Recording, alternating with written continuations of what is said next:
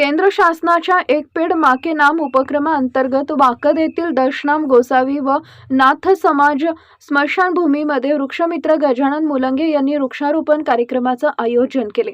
कार्यक्रमाअंतर्गत त्यांनी वड, कडुनिंब, करंज, बेल, गोंधान इत्यादी वृक्षांसोबतच गुराढोरांना जलद गतीने भरपूर चारा देणाऱ्या सुबाबळीच्या एकूण 700 रोपांची लागवड करण्यात आली।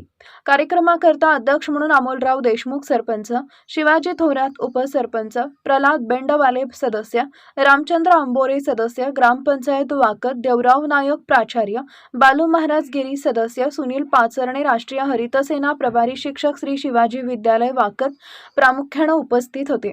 कार्यक्रमाचे महत्त्व विशद करताना अध्यक्ष म्हणाले की स्मशानभूमी असं ठिकाण आहे की जिथे माणसाला समाज बांधिलकीमुळे कमीत कमी पाऊण तास तरी धीरगंभीर तसेच स्थितप्रज्ञ अवस्थेमध्ये थांबावे लागते आणि मानवाला स्थितप्रज्ञ अवस्था ही देशी वृक्षांच्या छत्रछायेखाली प्राप्त होऊ शकते असं म्हणणं वावगे होणार नाही।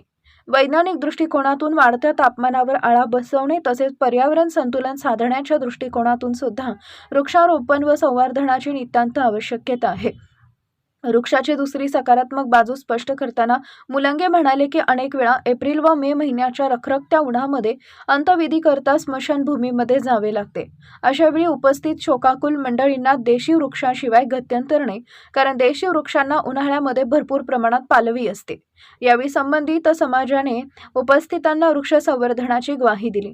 कार्यक्रमाच्या यशस्वीतेकरिता राजू गिरी, रमेश गिरी, शुभम गिरी, रमेश भारती, हरिगिरी, ऋषिकेश पुरी, विठ्ठल ठाकरे, धनंजय पवार, नागेश चिलवंत, विनायक चिलवंत इत्यादींनी मोलाचे सहकार्य केले।